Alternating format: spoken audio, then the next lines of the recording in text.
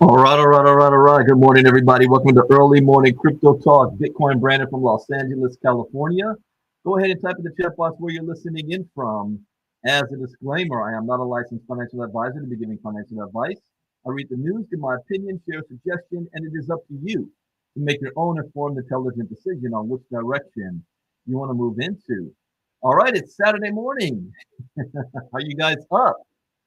The new one's already up. The new I sent you the link for the StreamYard side. So when you're ready, you can hop on this side as well. So I see who do we have on here? See the new Janelle Appling, Joyce Easley, Van Hairston, Facebook user from Virginia. Because I'm streaming in multiple Facebook groups, Twitter, and YouTube. So I may not see your name if you come up as Facebook user. I see Patty Guy from San Diego.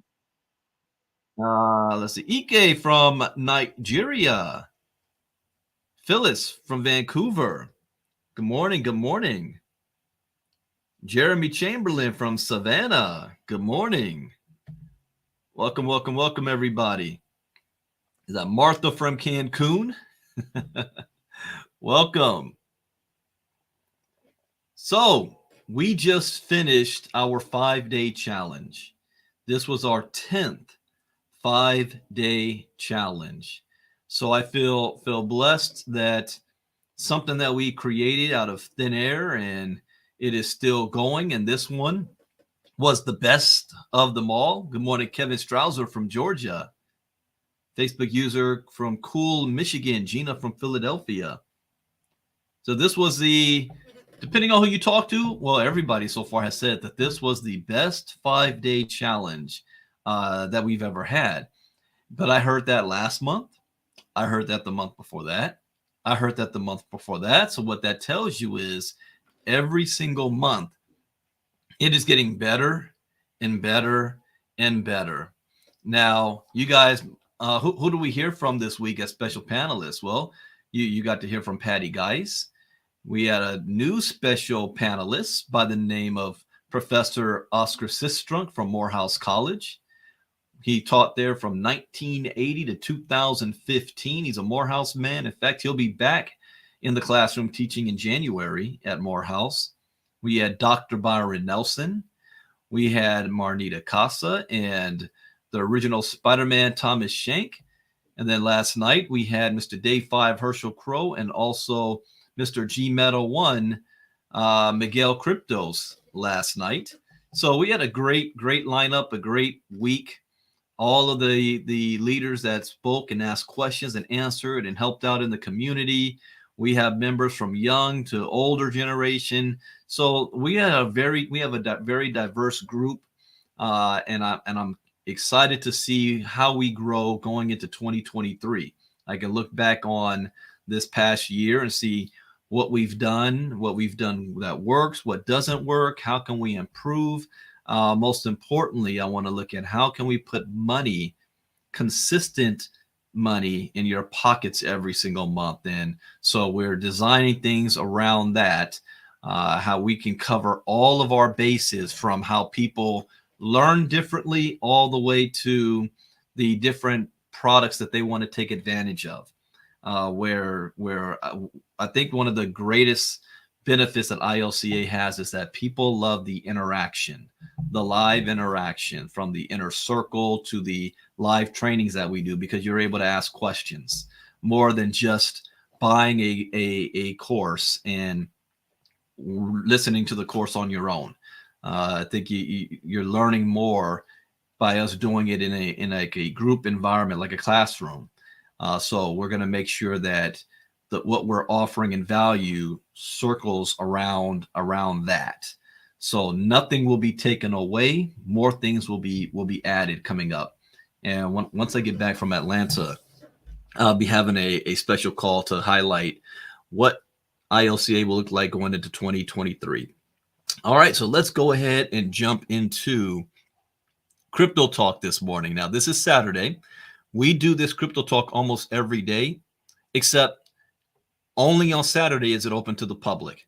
So if the only time you guys are plugging in is every single Saturday, then that's okay. but you're missing out on a lot of information that we cover during the week. And we don't know what we may find during the week. Every day for me is like Christmas when I do crypto talks, which I love. Is we might find something that makes me $100,000 that I didn't wake up that morning knowing I was going to take a look at. So that we invite you to be a part of our inner circle crypto talks every day. But since this is Saturday, we're going to have to look at the charts based on week to week. So let me share screen. All right, so you should be able to see my screen here. So let's see what's going on in the crypto world. Let me make sure I refresh this so we get it as accurate as possible.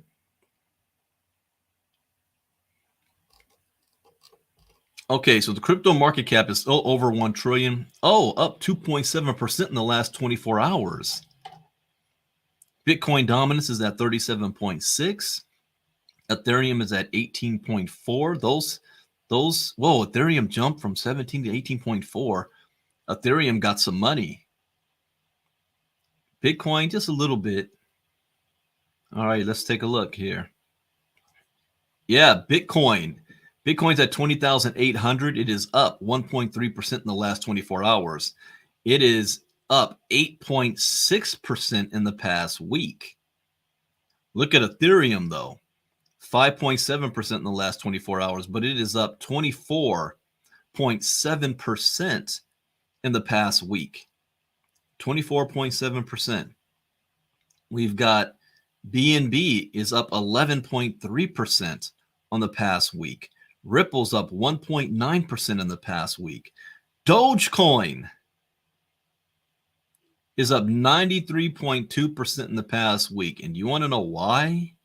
34.3% in the last 24 hours. Who just finished buying Twitter? Elon Musk. And Dogecoin seems to be the unofficial coin behind Elon Musk. So everybody went in there and snapped up Dogecoin.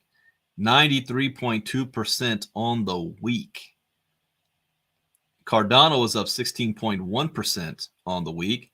Solana 17.4, Matic 12.2, Polkadot's 12.2, Lido staked Ether 24.7, Shiba Inu. Shiba Inu's up 25% on the week. Whoa, Tron 3.4. Who's the best performers in the past week? Dogecoin leading the way. Tokenized exchange still up 76.6% on the week. Clayton is up 65%. Osmosis 36.6. Mina Protocol 35.4. Shiba Inu 25.2. Ethereum broke that up there 24.7. Flow 20%. Avalanche 18. This makes me want to. Normally I don't do this on a Saturday, but just to give you guys a sneak peek at what we do in an inner circle, I'm actually going to show one of my portfolios. We call this my secondary portfolio. Let me open this up. We're going to look at crypto.com. I just want to see what our tokens have been doing. Okay. Let's open up.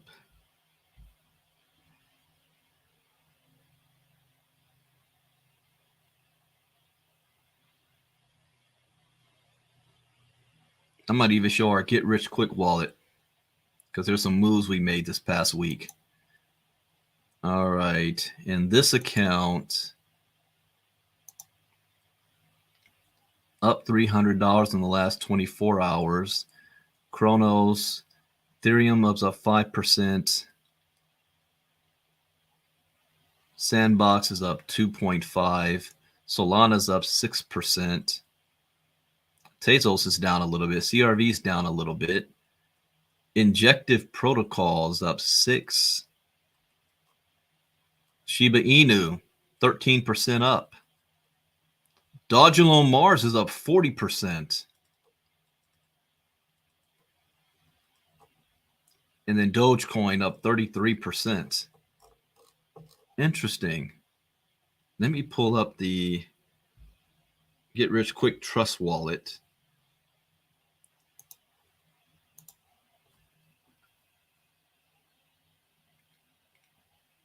Okay. Phil coins up 24%. There you go, Phil. Now get back to 80 cents. Wakanda Inu's up. Project Galaxy is up. Any big breakouts here? Saitama's up 8%.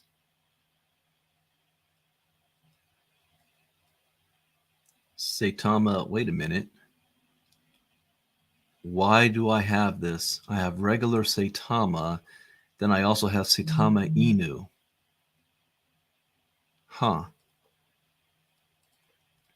Okay.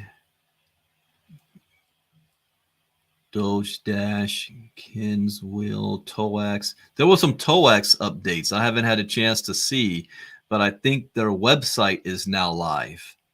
So Monday morning on Inner Circle, I'm gonna pull up Toax, take a look at what their progress is. G Metal 1. What's the price of G Metal 1 now? You guys heard from G Metal 1 last night with Miguel Cryptos. This is that project. They're NFTs. So the price is 0.0002326. I spent $400 on this. Let's see, what is it worth for me? Oh, I need to know the amount I have.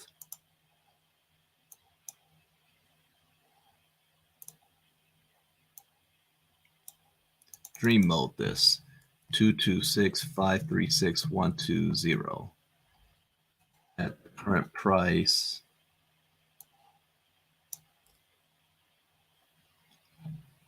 point 1234226, $5,200 worth. If this loses just 1 0,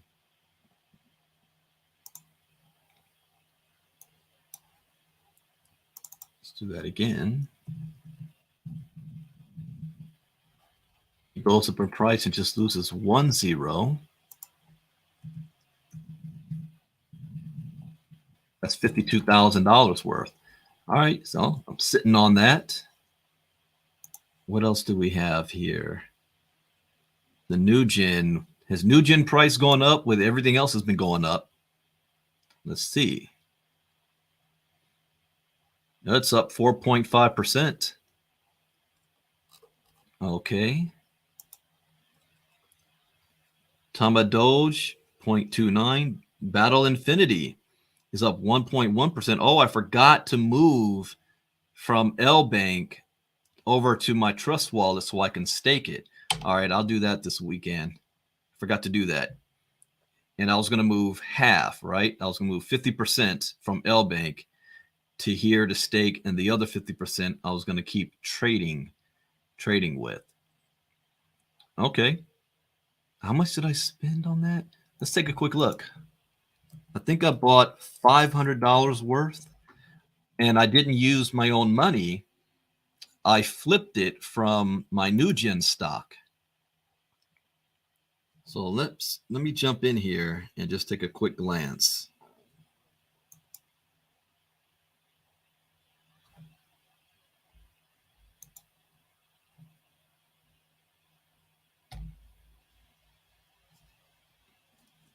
Go bank.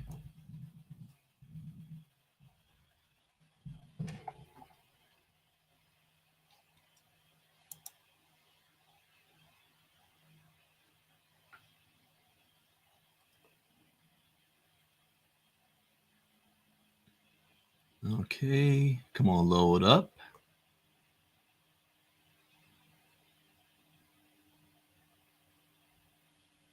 All right, there's IBAT.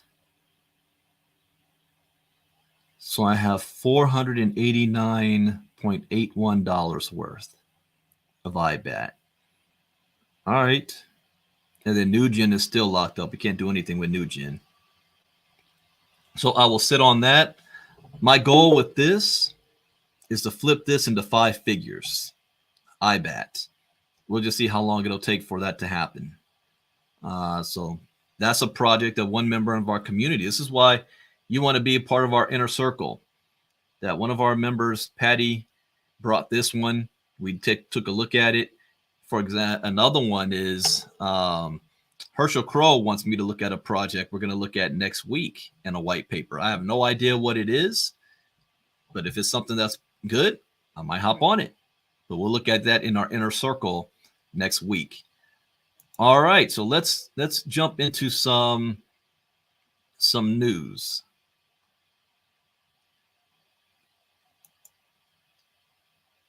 IRS news. IRS. So IRS updates crypto-related instructions. Let me close these out.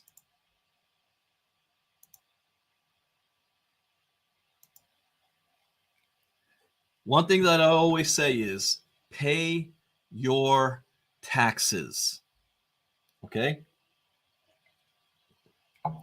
As a disclaimer, I'm not a licensed financial advisor to be giving any tax advice. Always consult your licensed tax advisor. So only advice I can give is that I completely 100% endorse paying your taxes. I'm public. I know I'm being recorded, and I want that to be on the record. ILCA always stands behind following the law. Pay your taxes. Don't think that you can get around it just because you're in crypto. So here's some IRS updates, crypto-related instructions for 2022 tax filing. The IRS has updated the crypto section in the 2022 draft for tax form 1040. For example, digital assets include non-fungible tokens and virtual currencies, such as cryptocurrencies and stablecoins, the tax agency detailed. Well, that seems like that's a no-brainer, right? But they added in here NFTs, and then they're using virtual currencies. You might think, well, what in the world is that? What's the hottest thing that's coming? Metaverse. Metaverse. Notice it didn't just say, before it was just digital assets, digital currencies. They're taking it a step beyond. NFTs, virtual currencies, cryptocurrencies, and stablecoins. The IRS released its 2022 draft instructions for tax form 1040 last week. Form 1040 is the tax form used for filing individual income tax returns in the U.S. The new instructions contain several changes relating to cryptocurrency. The section titled Virtual Currency has been replaced with one titled Digital Assets, the IRS detailed. Digital assets are any digital representations of value that are recorded on a cryptographically secure distributed ledger or any similar technology. For example, digital assets include NFTs and virtual currencies such as cryptocurrencies and stablecoins. In contrast, NFTs and stablecoins were not mentioned in the 2021 instructions for tax form 1041. See that? NFTs and stablecoins weren't mentioned the year before. The instructions explain that taxpayers must check the yes box next to the question on digital assets on page 1 of the tax form 1040 if at any time during 2022 they received as a reward, award, or payment for property or services, or sold, exchanged, gifted, or otherwise disposed of a digital asset or any financial interest in any digital asset. So, what if you buy an NFT, but you don't sell it? You just have it sitting in a wallet. Are they saying if the value of it goes up or down, that's something you need to report? The 1040 draft tax form for the year 2022 was released in August.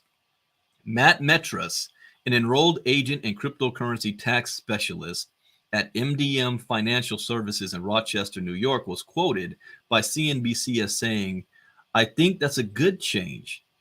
People who trade things like NFTs would not think of that as a virtual currency." He added that the IRS broader language may include new categories such as taxpayers receiving digital assets from play-to-earn games, Metras noted. Play-to-earn games. Let me go back. He added that the IRS broader language may include new categories such as taxpayers receiving digital assets from play-to-earn games. So if your kid, well, okay, that's an interesting term they use. They said taxpayers receiving. What if your kids are doing it? If your kid is playing, Roblox, Minecraft, or Fortnite, and these turn into play-to-earn type platforms where they're making money playing video games, how is that going to be recorded? Because there are laws as far as, child actors and things like that. And they don't file a tax individually. They file on their parents. That's going to be an interesting one. The IRS is always going to be behind the 8 ball because they just can't keep up with how fast the crypto space is changing. You guys see that? This is why education is so important. Not even the IRS can keep up with it. I can't keep up with it, and I do this every single day. I'm Bitcoin Brandon. I own my own crypto education company, and I can't keep up with it. Miles Fuller, head of government solutions at TaxBit and former senior counsel with the Office of Chief Counsel at the IRS, was quoted by Bloomberg as saying, "The IRS is ramping up by coalescing their terminology around this digital asset term." And this is where they get you, the terminology. This is why I always read things like a lawyer does. You got to dissect each word, each adjective, how it's being explained. So it means that it's more likely than not in the near future, we're going to see these regs come out, regulations, and the IRS continuing to move forward with some form of implementation of a regulatory regime. And that is not a bad thing. Okay? It is not a bad thing for regulation. Once all the rules are in place and solidified, then the institutions will feel comfortable coming into this space and taking a risk. They don't like the volatility. So he says that this is probably going to be sooner rather than later. So as I always repeat, pay your taxes. All right. Here's some news. Hong Kong. And if you're right, Melissa, Hong Kong legalizes Bitcoin. What?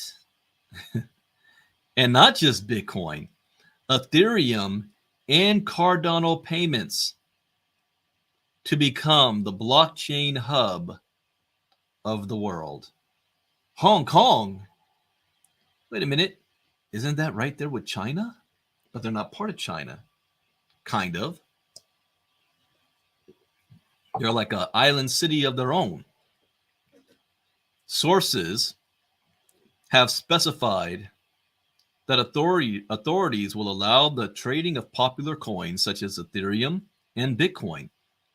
Last week, the director of licensing at Hong Kong Securities and Futures Commission, so that's like our SEC, teased that retail trading could return to the city.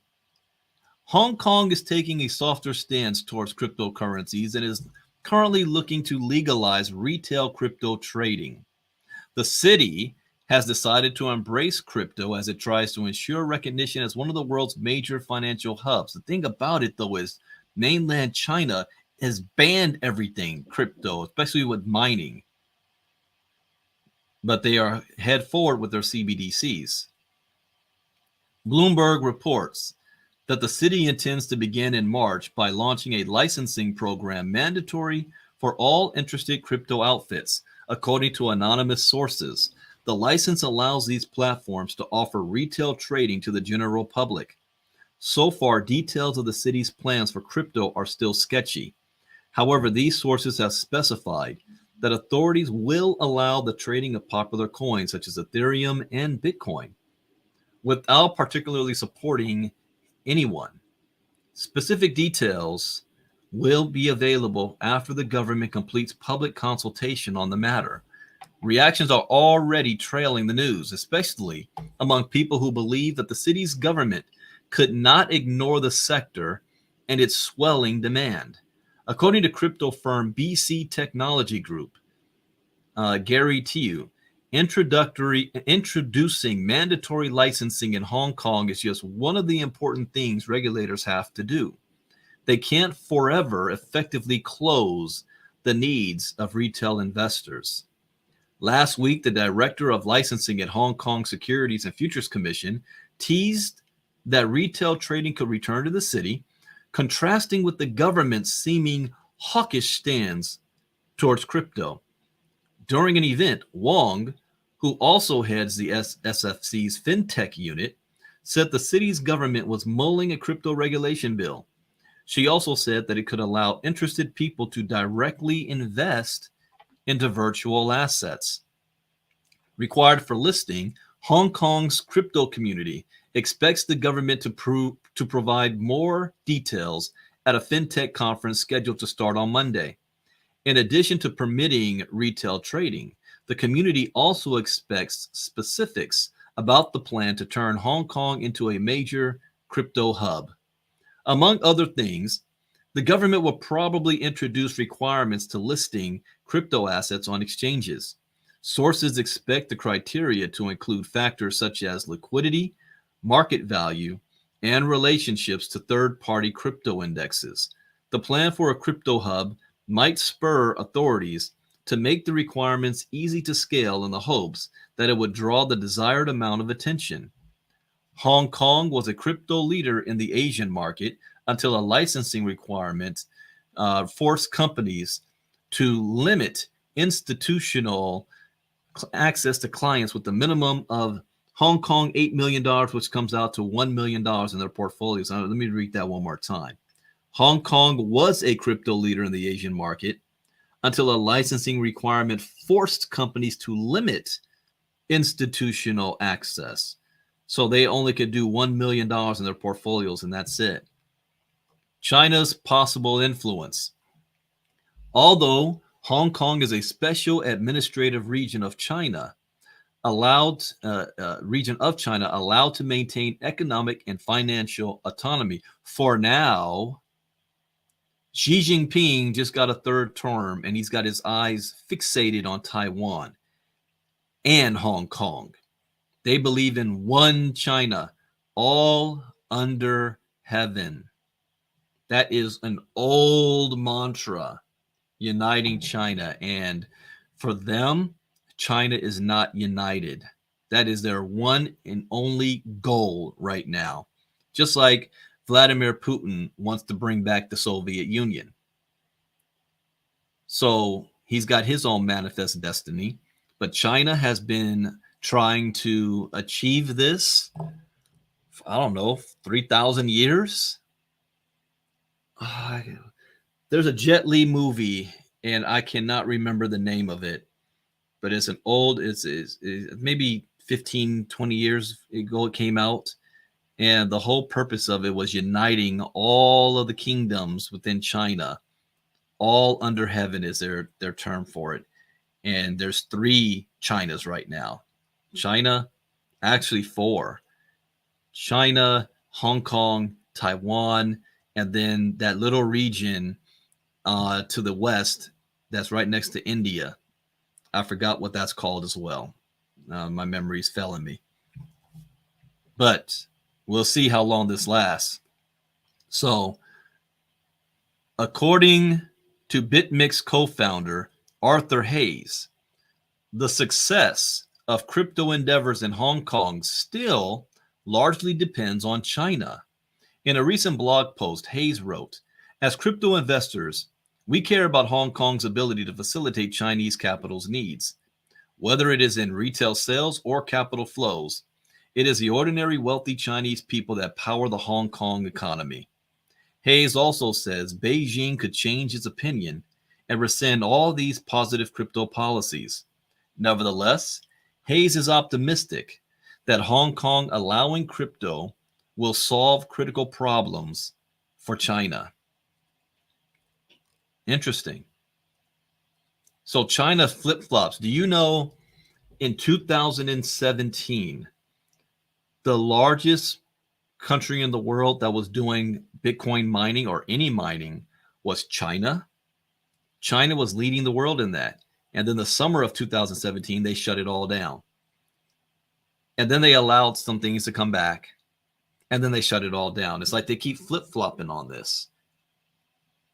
If you don't understand why, I'm going to give you just a brief history lesson. Communism. Communism is all about the state before the people.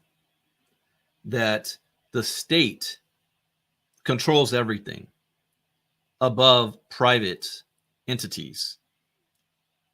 The state is the people. So the state is more important than an individual's pursuit. And there's a difference between communism, socialism, anarchism, Marxism, all of those different things, democracy, capitalism, republics. But communist is all about the state. So if the state has control, why would they want to allow crypto? Because crypto is decentralized. Crypto gives people autonomy. It gives people the freedom to interact and do things outside of the state. So crypto goes against communism. So, but why would China want to embrace digital currencies and all this? Because China also wants freedom. But freedom from who? Freedom from the West. Who is the most dominant financial market in the world? The United States, since World War II. Who was our allies in World War II? It was China and Russia against the Axis powers of Germany and Japan. Japan stomped a mud hole in China in World War II. That little island forced the Chinese to have the biggest migration in human history take place in World War II, when the Chinese marched from the east to the middle of China to get away from the Japanese incursion. You ever watch a series called The Rape of Nanking? What the Japanese did to the Chinese was brutal beyond measure. The United States came and saved their day. Russia was an ally against Germany. Hitler had millions marching towards Moscow. They were part of the Allies. But after World War II, who was the only economy in the world, major economy that was part of the war, that was still standing? It wasn't the UK. The UK, London was bombed. Everything was bombed. Europe was bombed. North Africa was bombed. The Middle East was bombed. China was in ruins. Displacement. Japan had 2 nukes dropped on it. Russia lost millions. But the United States didn't get touched outside of Pearl Harbor. So all of the factories and war machine we built up was still there. And instead of doing what the UK did and attempt to colonize every part of the world, we did it a different way. We took over financially. Those who control the money control the agenda. We help rebuild the rest of the world. And as payback, yeah, you guys can still have your freedom, but you're going to be friendly to the United States and our agenda. And it's been that way for 70 plus years since World War II. And now that new generations are here, the World War II is fading in the memories. Russia's like, hey, we're a lot older than the United States. China, we're a whole lot older than the United States. We're ready to stand on our own feet. We're ready to have our own autonomy, our own rightful place in the world. All right, United States, yeah, it's time for you to go. Now, they can't beat us militarily. We have the best military on the planet, the biggest and baddest the world has ever seen. And then financially, we control the money because you needed a stable economy like the United States to be able to rebuild everything. So the US dollar became dominant, but the United States took full advantage of that. We live on a debt society right now because the rest of the world props us up because they need us. But what happens when the day that they don't need us anymore? So if you are the leaders of China and Russia and you want to have freedom, then you have to break away from the US dollar. You have to break away from the central banking system of the West. So that if they decide that they want to do something on their own interest that's not in the United States' interest, the United States will drop sanctions on you. Well, how do you get around the sanctions? You've got to be weaned off of the US dollar so that sanctions won't hurt you. Create your own financial system. And how can they create their own financial system? Crypto. You remember I always say, what is that one quote that I learned from that Vladimir Putin stated in 2016? It was an aha moment for me when I listened to it, and it was when I realized that crypto is not about this. It's not about money. It's about technology. Vladimir Putin said the Stone Age ended not due to the lack of stones. Look around, there's still stones on the ground. The Stone Age ended due to the introduction of better technology. The nation that embraces this technology will become the new world superpower, and the nations that do not will live underneath the nations that do. So China and Russia is moving full forward because they want freedom from the West. But they don't want their people to have freedom. So it's a dichotomy. How do we embrace this technology for ourselves, but keep it in communism and not allow our people to have access to it? So you see things like this. They keep flip-flopping. They're on, they're off. They're on, they're off. How do we integrate? How do we walk that thin, fine line? And you would think to them, like, what? Wow, maybe the way you're doing things don't work. If you're trying to get freedom, don't you think your people might try to do the same thing to you? Same thing in Iran. North Korea. All right. I want to check daily side of this, and then we're going to be getting into the Citibank, Citigroup, and the metaverse. Cosmos-based altcoin surges by more than 20% after Binance Innovation Zone listing.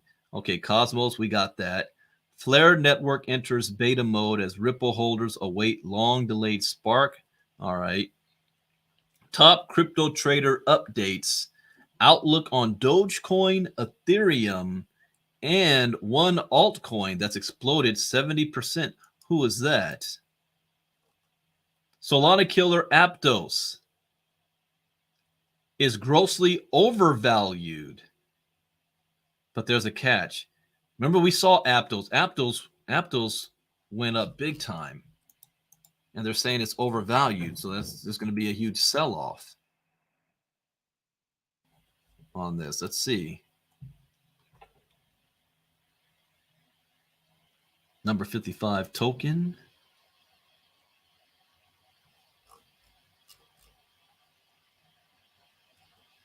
down 2.9%, 7.95. I had this on my watch list, but I never actually bought it. It's still down. All-time high was 11 days ago. All-time low 10 days ago. It went from $6 to $13, and now it's sitting at $7. Let's look at this max. They're calling this overvalued. What's the volume? Market cap is over $1 billion. Okay.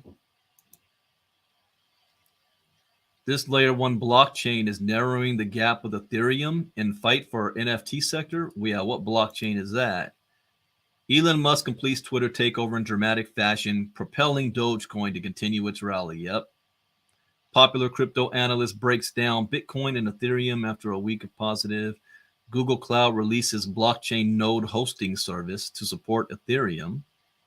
Fidelity Digital Assets report finds nearly 60% of surveyed institutional investors have invested in. Whoa. That is very high. Hold on.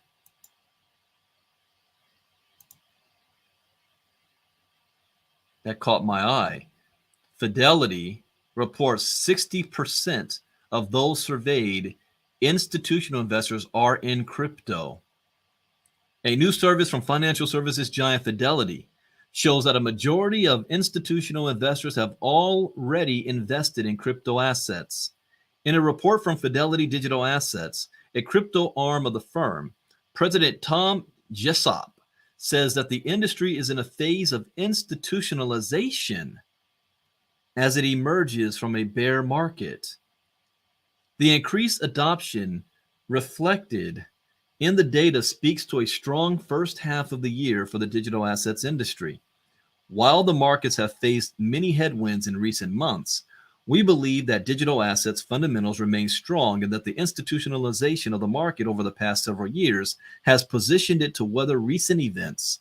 Institutional investors are experienced in managing through cycles, and the largely inherent factors that they cited as appealing in this study will likely remain as the market emerges from this period.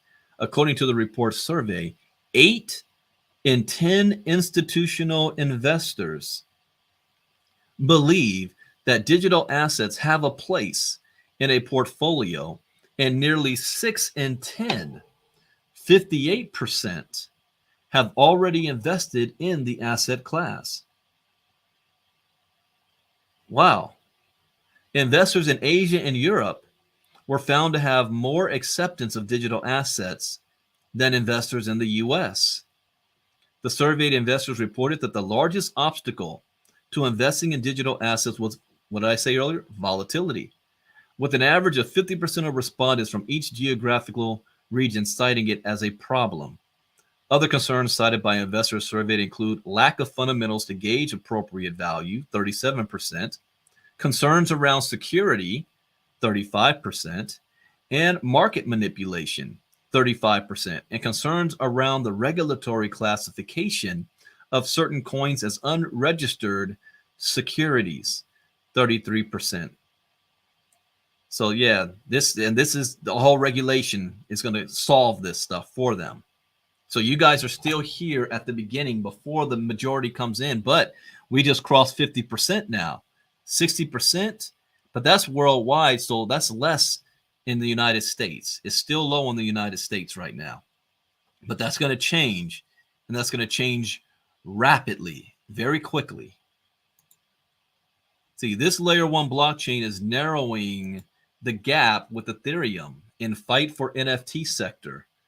New data from crypto analytics firm Masari shows that one layer one blockchain is gaining ground as Ethereum in the not NFT sector. According to Masari, Solana has the second largest position in the NFT sector based on secondary sales volume behind smart contract platform Ethereum. But in the third quarter, Solana is making moves to chip away at Ethereum's dominance. Despite the bear market, Solana's strategy and position in the NFT sector remains strong. Solana remains the second largest network in terms of secondary sales volume behind Ethereum and is narrowing the gap. All right, thank you. That tastes good. Though Ethereum still dominates roughly 80% of the secondary NFT market, Solana is closing the gap in sales volume. Ethereum's dominance dropped from 85% on average to 80% over the quarter.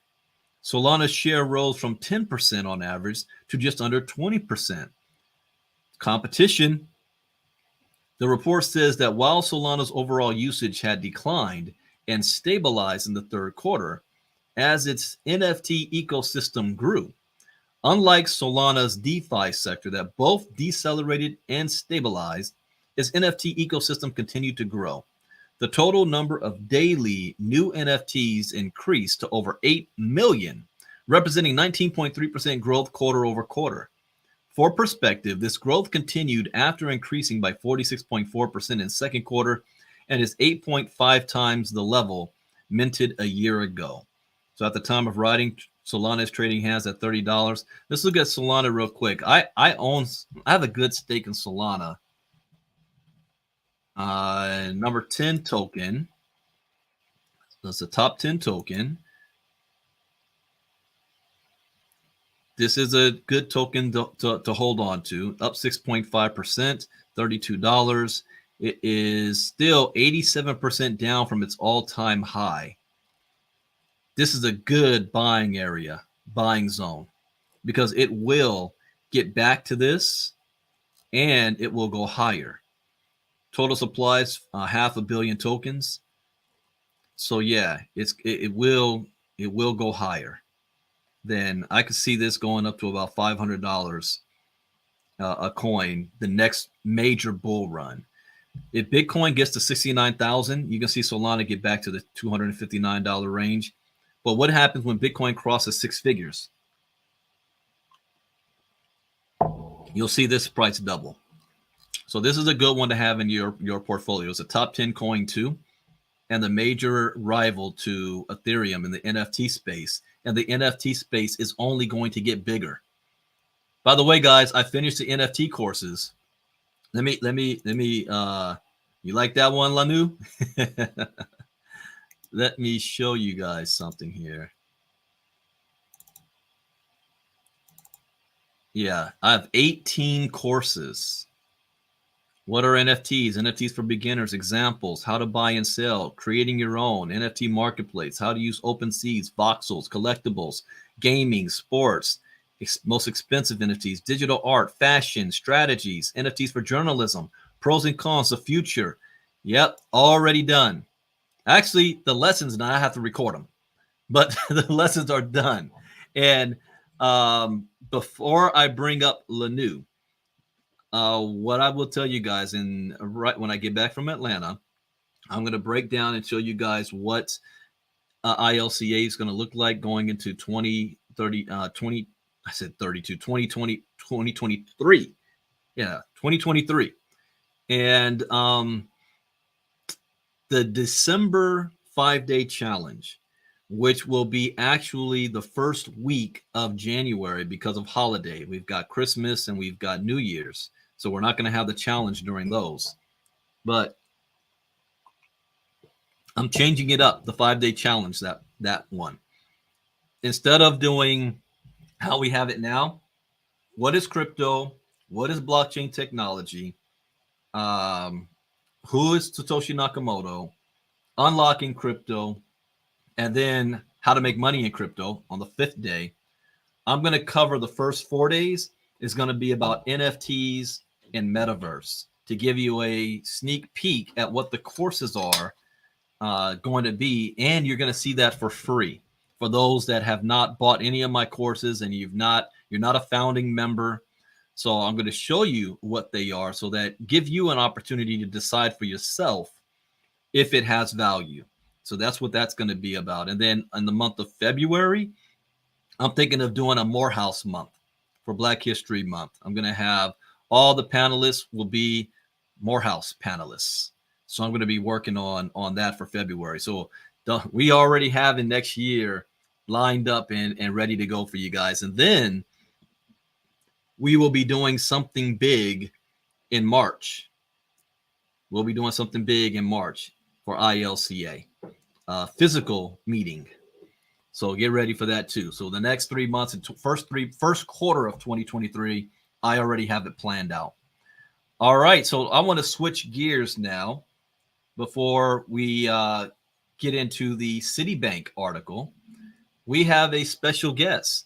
She is a distinct member of our community. She has been, oh, I got to stop share screen. Hold on a second.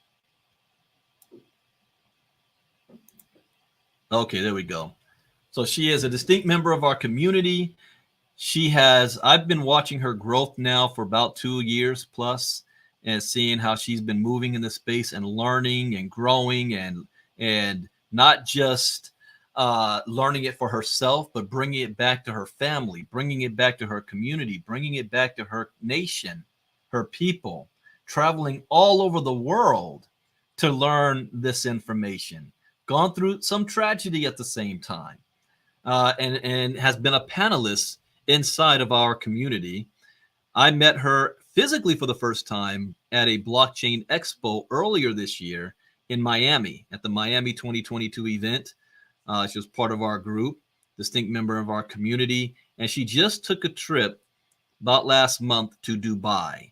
And so I always wanted to bring her back on to share that experience because I haven't been to Dubai yet. I will, but I haven't been yet. Just to share what it's like from going from Hawaii all the way to Dubai, that experience, the blockchain and things that she's learned, and just and you guys haven't had a chance to hear from her in the last couple of months because of she's dealing with her family and issues. So I want a chance to let her talk to you guys and share. So let me bring up Miss Lanu Langi from Hawaii. Lanu, are you there? I'm here. Good morning, Brandon. How's it going? It is early for you. What time is it there for you right now?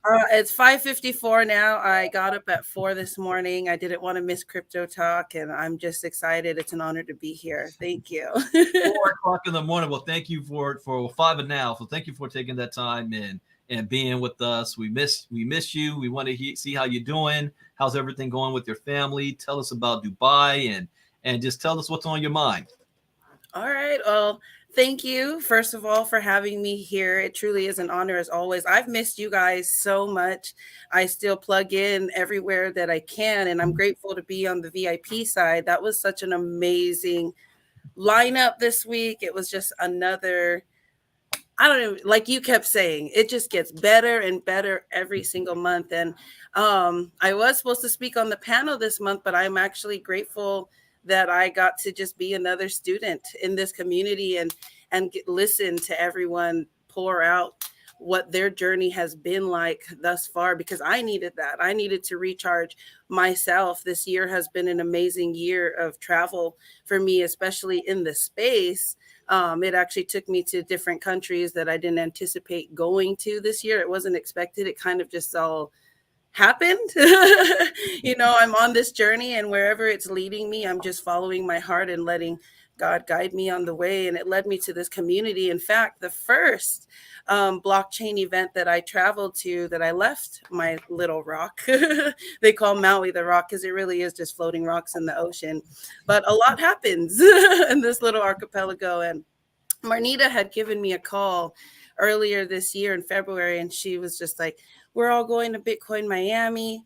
Will you come with us?" And I was just like, "Of course, I'll be there. Heck yes, count me in." And I'm so grateful for that call, because that's what came next for me in terms of realizing that I am in the right place and that I am in the right community. And I just want to take the time to thank you all for lifting up my family in prayer and sending us love during tragedy. Last month, my sister was hit by a car in front of me, and it was, sorry, I don't want to get emotional, but it wasn't the easiest thing to witness, and it was a week before I went to Dubai, and I felt a little numb. And in fact, I was going to cancel that trip. I wasn't going to go. And my sister happened to wake up 2 days before I was supposed to go to Dubai. And she told me, she woke up and she told me, "You better go. You have to continue building our family legacy. And if you don't go, it means you expect me to die. But if you do go, it's because you know that God has my back and I'm healing and I'm going to be here running around with your children." And I'm like crying, of course, because I'm like running around with my kids, like you just broke every bone in your body.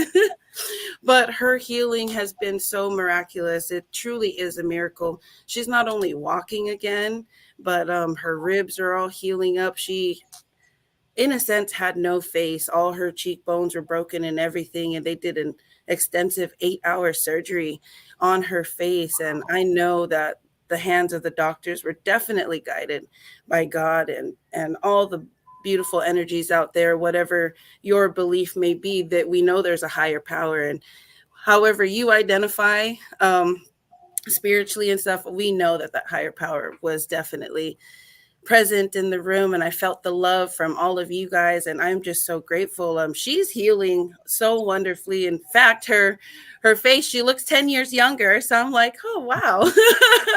So God is so great, and thank you all for the love, and those of you guys that reached out to me, and especially you, Brandon and Marnita. I'm just so grateful to have such an amazing community to plug into. And I've found myself crying like in the corner, like to myself several times, just feeling humble and just so grateful. And so when I met you guys earlier in Miami, I actually was in multi-level marketing for quite some time. I'm not sure if any of you guys, you're familiar with ACN, and I was exposed to network marketing and direct sales right out of high school. And I graduated in the year 2008. The first inklings of blockchain and crypto were surfacing the internet at that time. And so in that time when I graduated, I got exposed to network marketing, and that's where I started to learn about personal development. And even though I did okay in network marketing. You know, a lot of us get involved with different side hustles to generate money, you know, for your family. And that's basically why I got into crypto originally, was to generate more money for my family. But when I went down the rabbit hole and started to actually educate myself on what blockchain technology is, that's when I realized, oh my gosh, this is much bigger than just money. This is much bigger than finance. This will disrupt every single industry to date, as you always say, Brandon. Um, yeah, it's the future. It's changing the world. And so when I used to be in network marketing, I always traveled a lot to conventions, because conventions is where you surround yourself with like-minded people, and we're all feeling off of each other's energy, and we're all headed in the same direction, because you need that. You know, it can be kind of lonely when you're taking on new goals, but if you don't find someone or surround yourself with people who've already done it, it's not only going to be like, it could take really long and the failures feel even more heavy. But when you have other people who have done it and they remind you, oh no, that failing is so necessary and it's very much a part of the journey, then it's important to keep failing yourself forward. And so meeting you guys in Miami earlier this year in March, that's where it began to me. I went to 5 blockchain events this year. So I went to Miami twice. I just got back from Dallas 2 weeks ago. I went to Canada, to Toronto, and then, as you said, you mentioned earlier, I went to Dubai. And none of that was planned this year. It just happened because you reminded me, getting to meet you, Marnita, Bull, James. Who else was there with us in our crew? I think that was all of us. Margot. Oh yes! Oh my gosh! There was yes, Margot. There was Margot. There was, and her sister. There were so many of us. It really really was so awesome, because I was actually nervous. I was like, oh my gosh, I never met them in person, and then I was just so excited because I felt at home. I felt more myself than I had ever in a while, and I was truly grateful. And so yeah, that experience has just brought me forward to, I've learned so much. Like I've been studying blockchain technology since the end of 2017, but I wouldn't share it with my family in the beginning. I did actually in the beginning, and then we got burned, and then I was embarrassed, and a little depressed at that time because we had lost $57,000 collectively. We had got burned by another gentleman who had became a self-made millionaire in the space. And but what saved me was going to CryptoCon. And my first blockchain event was actually CryptoCon at the Aria in Vegas. I didn't understand a thing. I was not educated. I had no clue what was going on. But what I did notice was there was real estate companies there.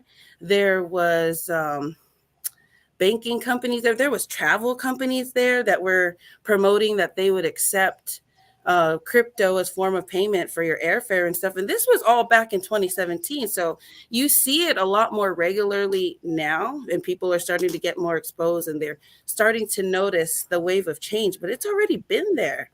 It's already been all around us. More people are just taking an interest, and I'm so grateful. So I have to say hats off to you, Brandon, and all the work that you do, because it really inspires me, because that's what I am aspiring to do for my people. And so when I look at you and all that you've accomplished, that's why I stay plugged into this community, because I've not only learned so much from you, I learned so much from everyone that is in this IOCA family. So thank you. Thank you for all that you do. It really is a great service.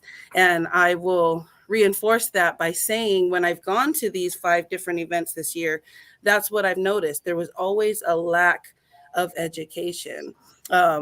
Crypto education, I should say. People were just not educated. They just were not informed, especially in Dubai. That's where I really noticed, but they're aspiring to be the crypto hub of the world. And Dubai was just a vibe in itself. They're all about the biggest everything in the world. I've never been to another place that it kind of reminded me of Texas. Everything in Texas is big. They got the biggest. You know what? I wanted to ask you about this because not only do you go to when you go to these cities and you attend the events, you also take time out to experience the region itself, the culture from Absolutely. Miami and Canada and Dubai. So tell me about that experience. Yeah, so that's very important to me. I'm glad that you mentioned that. I consider myself a traveler, not a tourist. I'm fascinated by cultures, and I'd like to view the world through their lens, like how they see the world, because it's so different. And like it's so different, they didn't even know what an islander was. Of course, it's like when you're walking the local markets and everyone wants to get you to come into their store. Kind of reminded me of Mexico a little bit, but they were more aggressive, and they kept saying Selena, and I was like, oh no, love her, but I'm Pacific Islander, and they were just looking at me like, what? Like, and I was like, I'm from Hawaii, and they're like, where's that? So it was interesting to be in a part of the world where they don't even really know what a Hawaiian is, a Pacific Islander, a Tongan, or so that was kind of cool. It's just also the experience there, the language barrier. It was different. That's interesting. Did you struggle with that at all? Did everybody speak English, or did you have to have a translator with you? A lot of no, everyone spoke English, and I'm used to people that English is not their first language, like Pacific Islanders, for example. A lot of our OGs, their English is not their first language, so I'm used to communicating in that sense. And so no, it was just different. It was very diverse. I guess it wasn't the locals that I felt like it was harder for me to communicate with. It was everyone that was visiting internationally for the actual expo. And I was just like, oh wow, because they all spoke different languages in different countries I had never even heard of, but from all across Europe and all of that. So that was very interesting. But I did have the chance to go to the desert, which I really wanted to do. I got to go sandboarding and ride a camel and all that, and see the traditional dances that they would practice. And so that was awesome. That was so amazing. I was like, that was definitely one for the books. And I wasn't going to do all that stuff this trip, but I had to, because I was thinking of my sister. And I was just like, okay, she wouldn't want me to come here and mope and feel all down. She would want me to be happy and live. And so that's what I did. I still made the decision to go on all these tours and these events. And then I usually go before I go to the expo. So it leads into work. So a little play first, and then I go to work. Well, I love that because I know the first time I left the country, I went to Birmingham, England for a convention, and Wow. I learned my lesson. If I'm going to fly that far, I need to make something of it. For me, it was a turnaround trip, and I ended Oh up my. staying those 2.5 days. But I only was from airport, hotel, event, airport, back home. And I didn't have a chance to explore and experience the city at all. And then when I went to London, I did. I made sure that, okay, Yeah. yeah, we've got the event, but I need a day to explore London. And then I got a chance to fly to Sweden. And I wish I Nice. stayed a little bit longer in Sweden and get really, because I was up there with Peter Blackwell. But that then, and then back to the UK. But I love that you spend some extra time there to get a sense of the community because unfortunately most Americans, we're kind of clueless about other cultures outside of America in their countries and how they do things, and to appreciate the beauty and that they have from their language, from their food, from their activities and entertainment, and it opens you up to a bigger world and a bit, and knowing that there's more out there that I can experience. So I'm proud, loving watching you go through these experiences when you're out there in Miami, you're in the Everglades, and you're in Canada, you're looking at the falls, you're in Dubai, you're out in the desert. I love seeing that, and thank you for documenting all of that as well, because everybody else that doesn't have the ability to do that is also seeing it through your experience. So I want to give you extra props for doing all of that too. Thank you. I appreciate that. My crypto journey has been so amazing. Last quarter of last year was my most profitable. I was making 15K passively from mining, but ever since the market went down, it hasn't, I have not seen numbers like that since last quarter of last year. But I'm grateful because I was plugged into your crypto talks. Your crypto talks used to actually be public more frequently than just Saturday, and I totally understood why the shift, because that's where you're at. You're leveling up, and all of the gems that you drop, that you should be paid for it, because it really is a service that you do for us. And so when I kept plugging into your crypto talks and learning, I would follow your rules to investing. And so what happened when I was making all that money from mining, I didn't tell anyone in my family, because I knew they were going to ask me, like, well, let's go do. I'm like, no, no, no, no, because that's not what I learned. I learned you're supposed to reinvest it and flip it. So I actually took all of it and reinvest. No, not all of it. I did use some to like pay my cars and pay some bills and all of that or whatever. But the rest, I reinvested it all in more nodes. And I ended up buying more nodes on several different blockchains, because mining is something I understand very well. And so Mhm. that's what's beautiful about, you're always talking about it disrupting every industry. That's what everyone needs to understand. You don't have to like what I like. They don't even have to like what you like. They need to just look inward and ask themselves, like, what is my passion? And when you realize what it is that you like to do as an individual, there is something in the blockchain that is related to that. You just have to find it. And when you get on that frequency and start releasing it to the universe, the very thing you are wanting will attract to you. And I truly believe that's how I ended up finding this community, finding you, finding Marnita, is because you guys were a part of what I was seeking in terms of my level up and growth for what I want to do for my nation. And so I'm grateful that I reinvested all of that. Like I said, I haven't seen numbers, but I know it's going to pay off. I Oh, just know it is. definitely. And that's definitely been why I've been traveling, because I don't like to invest myself in something and just leave it to fate. I'm a person that's like, I'm still old school. I'm like probably the last generation that played outside. I was born in 1990. And so I got that, you know what I mean? I was like right on the cusp from kind of like the old world, and when things started to change technology wise, because we've been developing technology and computers for like 60 plus years. But when they created the internet, they already had the foresight that there would come a time where we would be able to trade value over the internet. And that era is here. We are here with blockchain technology and distributed ledger technology, full consensus technology. disruptive technology. I know that might be some big words that's not even going to stick to for those who are new here, but don't give up on it. It's something to be learned because it is the future.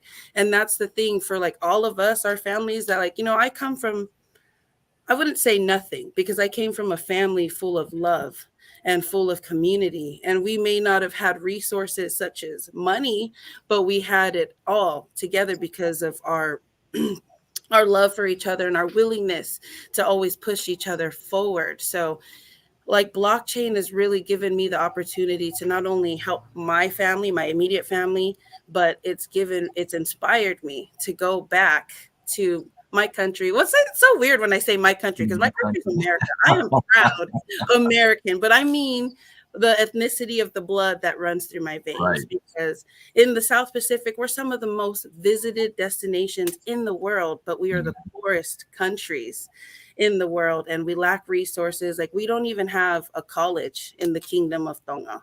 Like they don't have a university. Like they lack such basic things, and blockchain is really giving me that platform that I'm going to be able to go back and provide resources and truly help my people. And it starts by educating yourself and plugging into communities like this. So I thank you for Well, your time, Brand. Oh, sorry, go ahead. no, I was just going to say now that is up to you now. You to create. You're the next generation. I can't believe you're born in 1990. You're a baby. You're the generation that's going to bring that education and this platform to your community and nation. So Lanu, I want to thank you for taking time out in this early morning for you to come on out and share with everybody. I know they've been missing you, and we'll have you back as our panelists in the future. And go back, enjoy the rest of your Saturday. And everybody say bye to Lanu. Thank you very much for sharing, Thank Lanu. you. No problem. All I right. appreciate it. So now we're going to go into our next segment, which is, and we've been, those of you in the inner circle, oh, wow. I mean, we've been trying to cover this for all week, but the news in this space has been so vast, a lot going on, that I haven't been able to really jump into this the way I wanted to. So we're still covering the series on the metaverse. I had my aha moment 2 weeks ago, a new aha moment. This is the aha moment that's a $1 billion aha moment. See, my aha moment in 2017, when I realized what the blockchain was and when I realized what cryptocurrencies are going to do, those two things was a 7-figure moment for me.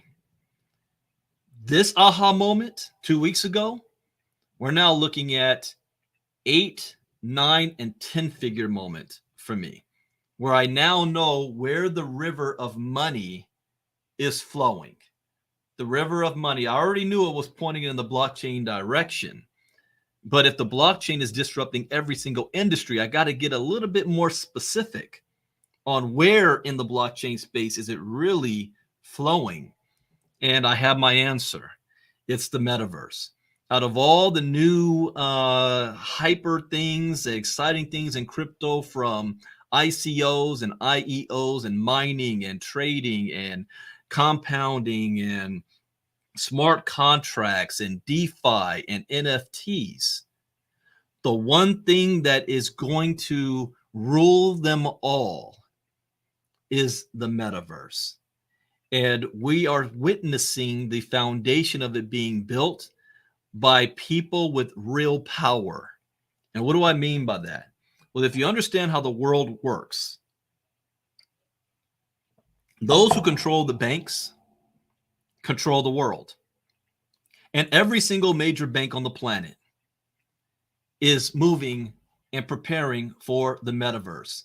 Citigroup came out with a 184-page report. So while people are still trying to figure out what Bitcoin and crypto is, they still don't even know what blockchain is. And then the metaverse is not even on their radar screen. The banks, metaverse and money, decrypting the future. And so we've been reading this for the past 2 weeks because I can't read 184 live in one setting. I think we are on page 40 something. Let me take a quick look here. Yeah, I did the external review. So we finished him up. This is where we left off. Page 47. Metaverse infrastructure. Open versus closed. Oh, Joyce got it. 47. So we might get through 1 or 2 pages today. This is a very busy day. Right after this, one of my clients, WCL, has their corporate call in 45 minutes. So those of you might have been hearing me talk about the Final Chain blockchain is what that company is putting together. Final Chain's doing 1 million transactions per second. And so some of you guys are a part of that project, but that call is in 45 minutes. And there'll be another call live this afternoon. I've been doing a series about telling your story, personal development. I'll do that at 3 p.m. Eastern. And then tonight, 8 p.m. Eastern, 5 p.m. Pacific, is the financial crypto storm is coming. So we're going to cover that tonight. There's some new quotes that I've been collecting where I believe, this is my own personal opinion, that most people in crypto that are uneducated are going to lose most, if not all, of their portfolio in the next 5 years, 5 to 10 years, most. And I'm talking about people who have made millions in crypto who feel they don't need crypto education because things are going to happen. Things are going to shift and they're not going to know how to move. They're not going to know how to maneuver. This space is far more than just buying Bitcoin and putting it in a wallet. So we're going to cover that tonight, but you've got to be a founding member. Yeah, Sherry, I'll give you that link. In fact, I can pull it up right here and live for you guys to see how. If you go to wclonthego.info, see what I'm doing here? Click on more corporate every Saturday right here, 10 a.m. Pacific, which is 1 p.m. Eastern time. Unfortunately, if I copy this, can I? Because I'm on StreamYard. I could post it in StreamYard, but it's only going to show up on YouTube. StreamYard won't let me post to Facebook. So I posted on StreamYard. Yeah. Let me see here. Yeah, well, yeah, we're all over the place. Send me a private message too, and I'll send that to you privately. So we follow the money. What are the people with money doing? What are the banks doing? It's the metaverse. So metaverse infrastructure, open versus closed. The metaverse will require countless new technologies and infrastructure to come together. And design choices are the topic of much debate. Should it be open, built on Web3 primitives, building blocks of permissionless and open protocols, or closed, built by the capital efficient, easy to use Web2 platforms? Now, what is Web2? Web2 is what you're already using right now. I'm going to come out with another course in 2023 called Web3. In fact, I already got them written down. We're going to be doing smart contracts. We're going to be doing Web3 and several others coming out after I finish the metaverse courses. So Web2 platforms, big tech is in a virtual arms race. Now that's an interesting word that they use. And for those of you that are brand new, I don't read these articles before I go live. What is the one thing that separates me from the YouTube gurus out there is they do some research first, and then they turn the camera on and they spend maybe 15, 20 or 30 minutes and they break down, what they just found. What I like to do is take you along the research with me so that you are actually watching my thoughts live, not I've already got it all formulated and then I package it up and I'm selling it to you. You're going on this journey with me. So when I discover something, you're discovering it with me as I discover it. All right. I wanted to do it just a little bit different. How can those of you in the marketing class, what we talk about all the time, What is different about you? Why should somebody work with you as opposed to somebody else in the same area, same field? So I do things that separate me, that's different from what everybody else out there is doing it. Nobody else is doing it the way I do it. So I'm taking you on this with me. So I stop and pause on certain things that catch my eye. So big tech is in a virtual arms race. Any other time you hear arms race, you think of the Cold War. Remember the Cold War? Soviet Union versus the United States. Who won that Cold War? The United States did. Why did we win it? Because we outspent the Soviet Union. They couldn't keep up. And the Soviet Union collapsed without firing one shot. And that is what digs at Vladimir Putin. It's also what makes him so dangerous. Because if he feels his back is against the wall, and he feels that he is in a no-win situation, he is not going to go down the way the Soviet Union did, the way Gorbachev did. He is not. He said, if I've got these weapons, I'm going to use them. That's what's so dangerous, because he's the only one over there running his mouth about nuclear weapons and then trying to blame it on the West. So that is something we got to watch for. In fact, I'll be talking about that tonight in a little bit more detail tonight on the implications of this. So, arms race to build the next generation of dominant virtual reality and augmented reality platforms. So there's going to be a race for this type of stuff, this technology, AR, VR. VR is the headset. AR is like glasses or contact lenses, or even I look at myself, for example. I was born premature. I had a speech impediment that wasn't really realized until I was 3, where I had chronic ear infection. So when a baby is in early development and learning, listening, and being able to speak, when I started to speak, that's when they realized that my hearing was off, because I was not hearing things the right way, and I was repeating the way I was hearing things. Like my mom used to always say, like, dirty clothes hamper, I would say Gertie goes camper. And she said, what? I said, Gertie goes camper. And I was trying to say dirty clothes hamper, but that's not what I was hearing. What was the other one she would say? Spaghetti. I would call it something else. And then I needed glasses when I was in elementary school. I lost 70% of my hearing on my 40th birthday. I have a hearing aid. So my youngest son, he says, yeah, Dad, you're still young enough that you're going to live long enough that you're going to become the bionic man, because technology, they're going to have technology that can augment your eyes, augment your hearing. You know, the way we learn, the way we interact. I can't wait to see how that technology is gonna pop up. But that's AR, augmented reality, raising concerns among some that the metaverse will resemble our Web 2 experience of having multiple logins, platform gatekeepers, user data monetization, and embedded advertising, but with real-time immersive VR and AR. Meta Platform reported a 2021 loss of $10 billion on its metaverse-related consumer hardware, software, and content division.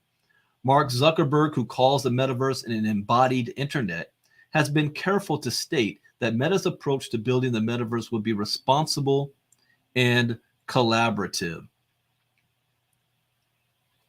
Privacy and safety need to be built into the metaverse from day one.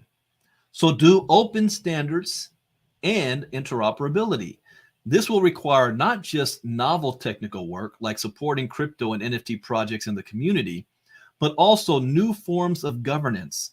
Most of all, we need to help build ecosystems so that more people have a stake in the future and can benefit not just as consumers, but as creators. Mark Zuckerberg. Nevertheless, concerns around surveillance and privacy are high. Virtual reality is far from invasive than our current 2D internet, and has the capability to gather huge amounts of behavioral data, including body language cues, eye tracking, and other biometrics. Do you know what I love to do? I'm by nature an introvert. I like to be left alone. It could be misleading because I'm also a networker. I'm an influencer. I have my own company that deals with people. But when I'm not in the business mode, I'm a homebody. And when I do go out, I find joy in people watching, just watching people, how they interact, how they socialize. And I know that 90% of communications body language. So I love watching the cues and seeing that. And can you imagine right now how many times have you might have been talking and you mention a product or something, and then you go online and all of a sudden you start seeing advertisements of what you were just talking about all over the place? Can you imagine that your behavioral data, your body language will be able to be predictable to the algorithms? Eye tracking, eye tracking, and other biometrics in the name of experience enrichment. Taken to the extreme, ubiquitous surveillance underpinned by invasive biometric analytics and profiling would bring to life a dystopian vision of a world outlined in science fiction novels. The closed metaverse could end up with a handful of corporations owning and controlling the servers, databases, and hardware. This would likely cause users to lose control of their own private data, be tracked and targeted with advertisements, and also be at the mercy of deplatforming due to a centralized platform's changes to their end user license agreements. Now, those are things we see right now in the current what do we call it? Web 2. So you use platforms like Facebook and Twitter and Instagram. And if you violate the policies and procedures, they can kick you off the platform. But they own your data, not you. You're just using their platform. The whole purpose of decentralized is that you have autonomy and control over your stuff. You can't be deplatformed because it's decentralized. So they're saying with Web3, with this whole metaverse stuff, there's going to be a closed type metaverse where these companies and banks control the environment. And then there's going to be open metaverses where the metaverse is going to be open to everybody, not being controlled. So there is an alternative as widely championed by the Web3 community. A conceptually utopian, community-owned, community-governed, freely interoperable version. Ensuring privacy by design, the open metaverse is visualized as a massively participatory, of course, I know who that is, Jeff Becker. Hey, Jeff, I got to get right back to you. I'm still in the middle of my crypto talk. I'll get right back to you. Thank you. All right. Yeah, he's excited about his opportunity. We talked about that earlier this week. Those of you in the inner circle, call that the money game. All right. Taken to the extreme, ubiquitous surveillance underpinned the invasive. No. There is an alternative, as widely championed by the Web3 community, a conceptually utopian, community-owned, community-governed, freely interoperable version, ensuring privacy by design.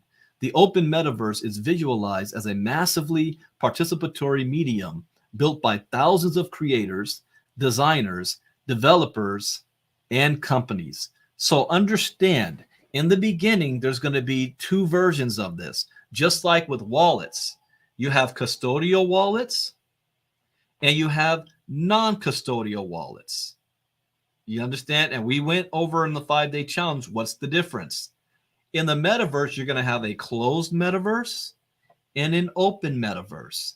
The key is the interoperability, the ability to move between. Isn't that what Miguel talked about last night? The ability to move between these platforms seamlessly. There's going to be a closed metaverse where you'll be able to move between other closed metaverses seamlessly. Like you have a Facebook, you have Twitter, you have Instagram, you have TikTok, you have Snapchat and all these others. You'll be able to move between those with the same account. But that's not open. That's still closed. It's still controlled by somebody or a company. But the open metaverse, there'll be different open metaverses that you'll also be able to move between. Like watch it's not, I wouldn't be considered open. Sword Art Online, that will be a closed metaverse. An agency or a company owns the platform. So even though you're moving from one to the other, it's still controlled and owned by somebody. This is very, very interesting. The proponents of the open metaverse promise an interconnected world built on open standards. The open metaverse needs to be a fair economy to enable different participants in the value chain, including the creators and participants, to profit from it, not just enrich a few companies that build out the platforms. Just as Web3 has emerged to challenge the ascendancy of today's Web2 mega platforms, a critique of Web3, a backlash against the backlash, has developed. We will get to the Web3 critics soon, but first, an exploration of what the open metaverse could be. Okay. It is likely that open metaverse applications will be built even before the infrastructure is fully ready, leading to clunky and awkward user experience that feels retrograde from the optimized Web 2. Okay. From a relatively decentralized architecture in Web 1, where a wide range of distributed ISPs, as internet service providers, hosted static web pages, Web 2 saw an accelerated trend towards centralization. This heavy centralization unlocked new economic opportunities for winner-takes-all platforms that monetize user data for advertising revenues. As the popular saying goes, if you are not paying for it, you become the product. Web3 was a term coined by Gavin Wood, a co-founder of Ethereum. The technical architecture of Web3 visualizes peer-to-peer, blockchain-based architecture with decentralized storage, user-hosted identity, and sign-in with wallet functionality. Web3 is an inclusive set of protocols to provide building blocks for application makers.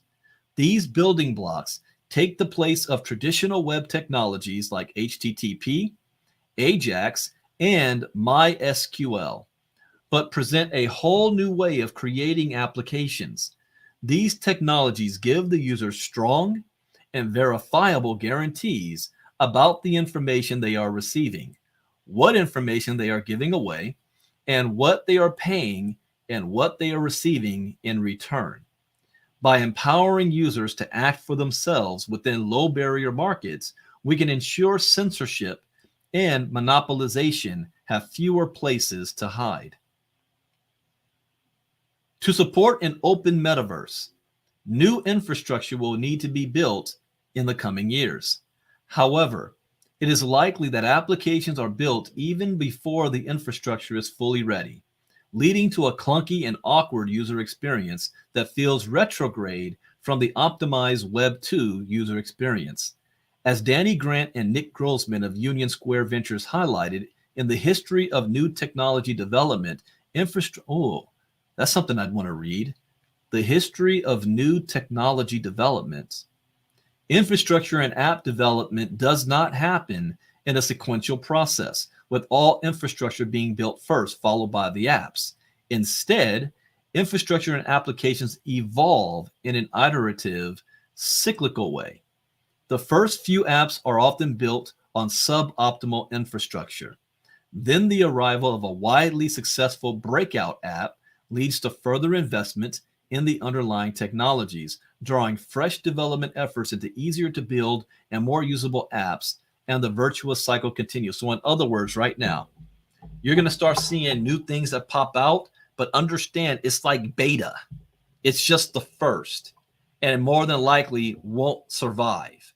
What you really want to start looking out for is the ones that come after it, that that grow on top of that. They take that original idea and make it better. Like Yahoo, and then you had Google, MySpace, and then you had Facebook.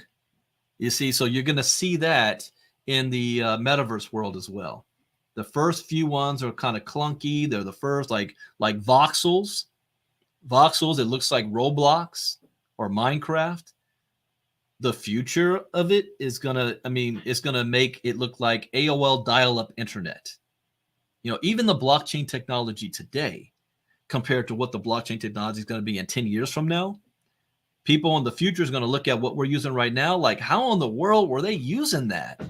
Can you imagine? Like my household, I've got multiple screens all over the place, Wi-Fi. You cut Wi-Fi off for 5 minutes and my kids lose their freaking mind. Can you imagine if I took my family and we transport back to 1996 and we say, all right, go on the internet? Can you imagine? They were like, what am I in the Stone Age? What is this AOL dial-up? How come it takes so long for the web screen I can't watch a movie on my computer? I can't stream anything? That's what it's going to be like in the future when people are looking at what we're doing right now. So keep that in mind when you're thinking about investing and what projects you want to put all your time into. Hence, while there is a lot of criticism, oh wow, I'm looking at the time. Okay, this is the last page.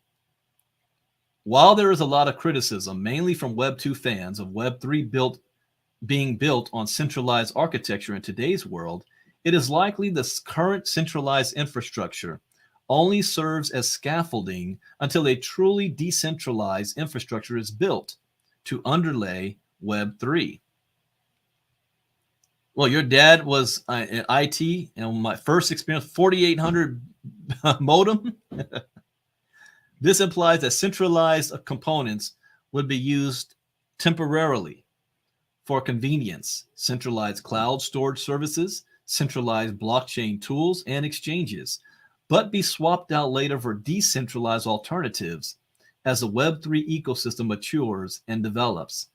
It is also likely that a large section of users become habituated to the centralized systems, and these continue to coexist with their decentralized counterparts, offering a spectrum of options.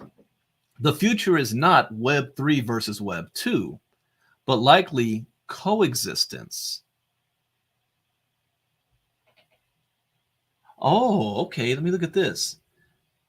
Apps, 1970. Messaging, 1972. Email. You think email just came in the 90s? It's been here for decades before that. So the first thing that came was the app, messaging, and email. Then the infrastructure. 1973, we had the Ethernet. 1974, TCP and IP. 1974, ISPs. 1983, SendMail. And then we had new apps came out in 1990, Prodigy. 1991, AOL. Then the infrastructure. 93, Mosaic. 94, InfoSeek. 94, Lycos. 95, AltaVista. I remember that. 98, Google Search. Then we came the apps. 1993, IMDb, The Tech, Dr. Fun, Pizza Hut, Amazon, eBay. Then the infrastructure. 94, PHP, GeoCities, MySQL, JavaScript, Java, Nagios, DreamHost, GoDaddy. Is Nagios still being used? Java is, JavaScript. GoDaddy. Then we had the apps.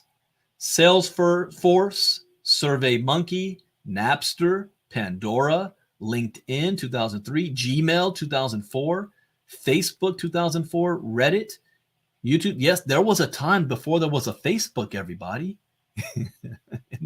MySpace was then. YouTube was in 2005. Then came the infrastructure. MailChimp, WordPress, Nginx, Ruby on Rails, Git, AWS, Shopify, Heroku. Then more apps. Uber, 2009. FanDuel, Pinterest, Instagram, Skillshare, Snapchat, WeChat, Code Academy. Then came the infrastructure.